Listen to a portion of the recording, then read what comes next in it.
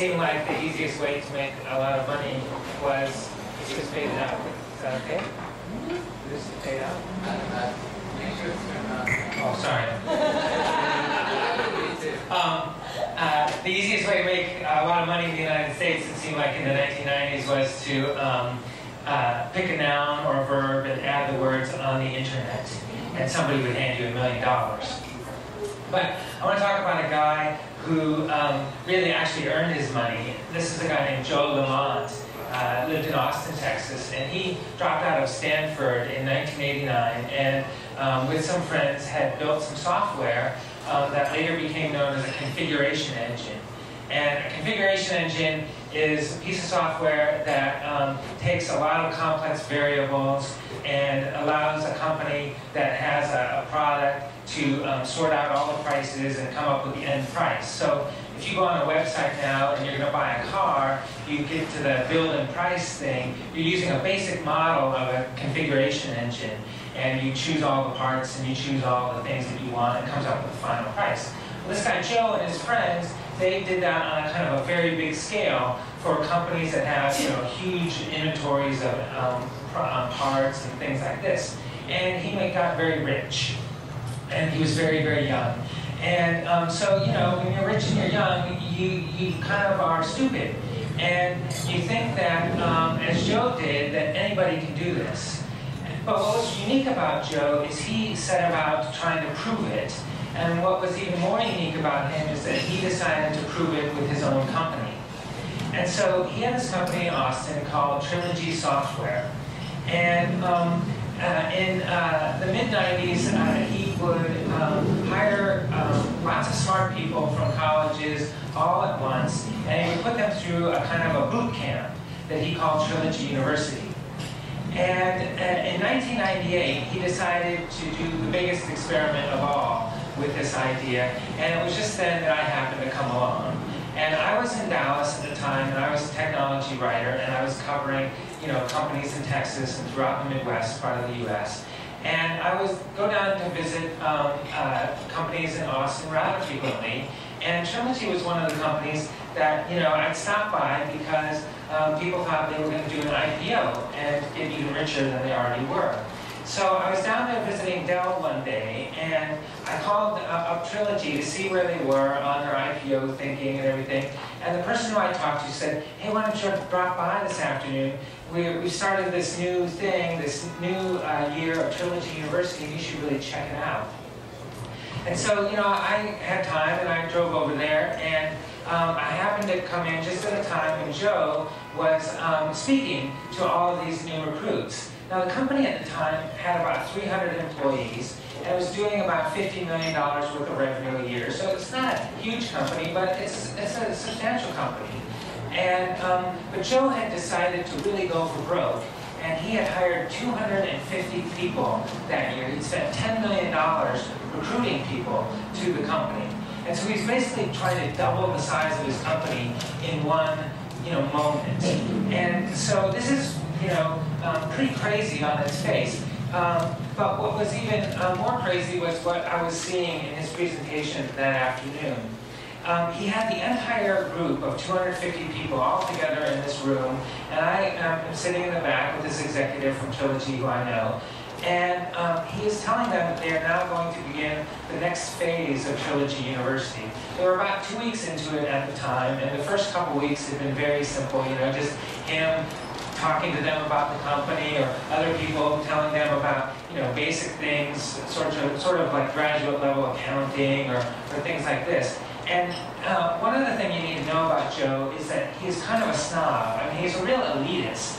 And as part of this program of hiring 250 people, he told his recruiters, they called it OTB, only the best. And they only recruited from the best universities in the U.S. Duke and Stanford and Berkeley and the Ivy League schools and Carnegie Mellon and all the good schools that you get super smart techie people from, right?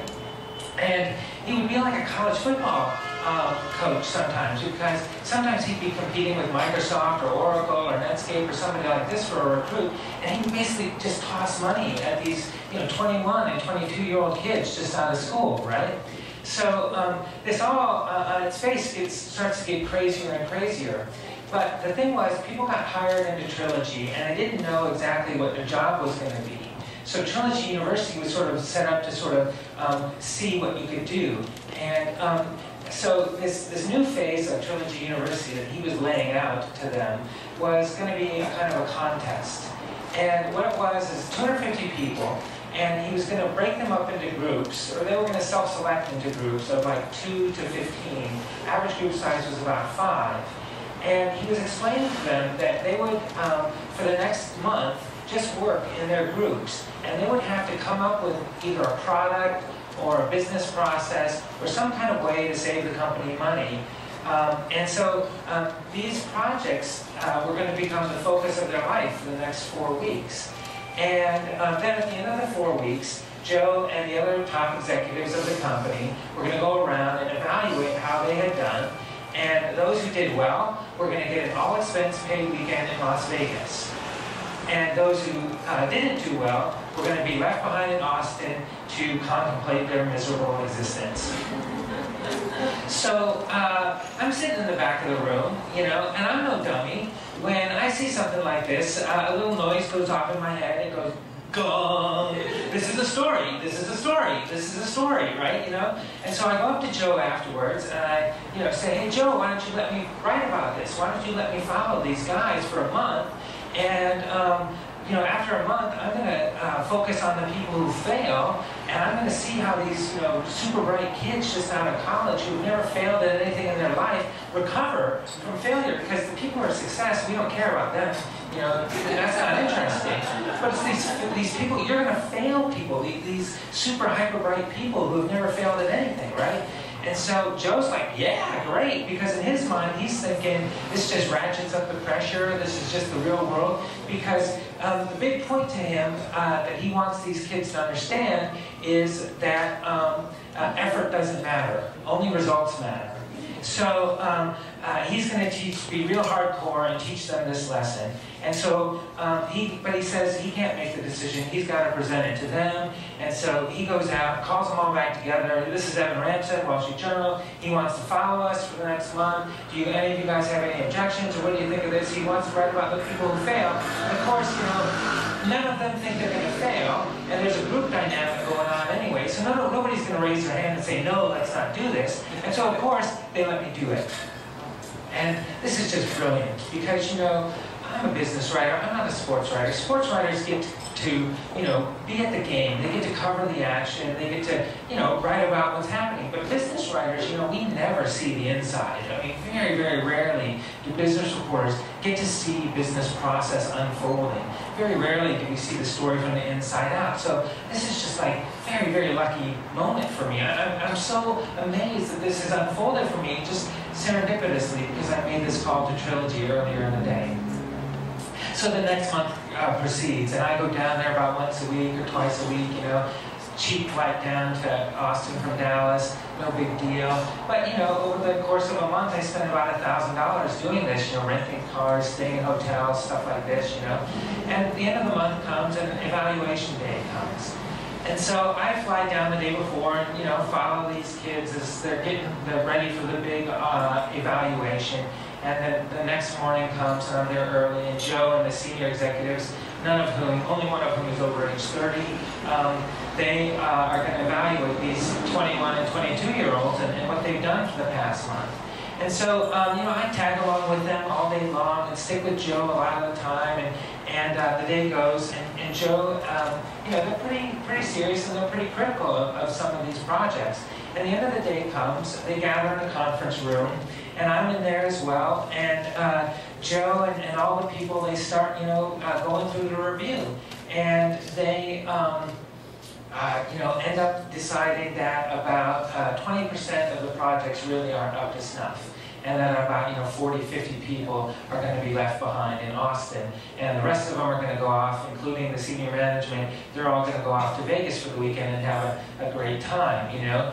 And so at the end of this 30 minutes, it's pretty, you know, they're pretty rigorous with the evaluations and how people have done. And then at the end of the 30 minutes, they're about to go back into the big room and announce everything. And then Joe says, before we go out there, I just have to say that I'm getting a lot of emails from people who are asking, how can we be so binary about this? You know, binary, what a geek. And as soon as he says this, it's like, it's as if, you know, the cork popped off the bottle or something. They all explode at once. We don't want to do this. This is a terrible idea, you know, We can't break up the group like this. This is going to be awful for the company, you know. And so it's as if they've been building for a month. They've been doing something for a month that they know they really shouldn't be doing, that they know that they really don't want to do. But, you know, they have their own momentum. They've committed to it. But here at the last minute, the CEO, the founder, he's given them an out. And so they argue about it then for about 30 or 40 minutes. And because, you know, all they've been telling these people for the past month is, you know, effort doesn't matter, only results matter. And here, they're about to go back out to everybody and say, the results don't matter, let's all go to Las Vegas, right? And so they're arguing among themselves, how can we do this? How can we ever get these people to follow us again? And you know what I'm thinking? I'm sitting in the back of the room thinking this, fuck. You know, I mean, I have spent a month coming down, hanging out with these people, and I am seeing my story just evaporate in front of me. But they don't care about me, of course. And so they go out there and they announce everybody's going to Las Vegas, and there's this huge cheer, and there's buses outside, and I got my little rental car, and I follow them to the airport, and they all go piling onto their charter planes, and I go down the other end, and I catch the last flight back up to Dallas that night. I'm just miserable, you know. And so I don't call my editor that night. I call her in the morning, Saturday morning, and I lay out the whole thing, and I explain to her, you know, I've just spent a lot of the company's money, and I don't really have a story anymore because these guys just, you know, took everybody to Las Vegas. And in one of the greatest moments of my career, my editor says, Evan, why don't you go back down there after they come back from Vegas, because I think you've got a great story.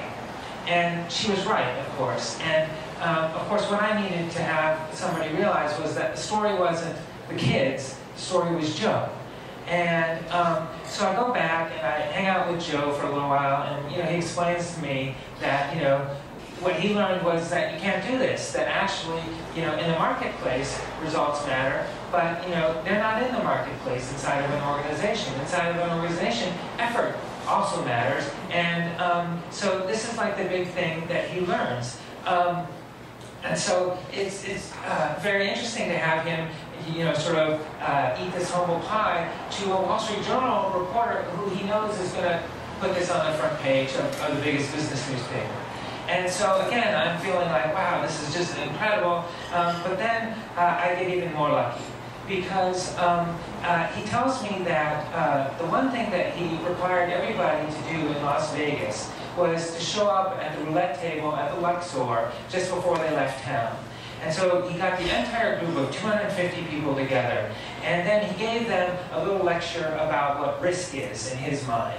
And so he wanted them to understand that when you start a company, you have to be very bold, and you have to take a very big risk. And so he then challenged 36 people to step up to the roulette wheel and bet a large sum of money. And so, and he didn't want it to be, so one guy was going to walk out of there a big winner, and 35 other people were going to walk out of there feeling a lot of pain. And this was his idea of teaching risk. Fortunately for me, one of the people who I had followed closely during that month chose to place the bet. And so now I had an even better story, because of course I had all that material that I had gathered from watching this person all through the month, and then so I ended up making the story a tale of two people, this woman and Joe. And I ended up writing what has, to a lot of my editors and some of my colleagues, is still one of the most memorable sentences of any story that I've ever written at the Journal. And it said, just a few weeks after she started her first job, Lauren Arbitier stood at a roulette table in a Las Vegas casino and, egged on by her boss, placed a $2,000 bet.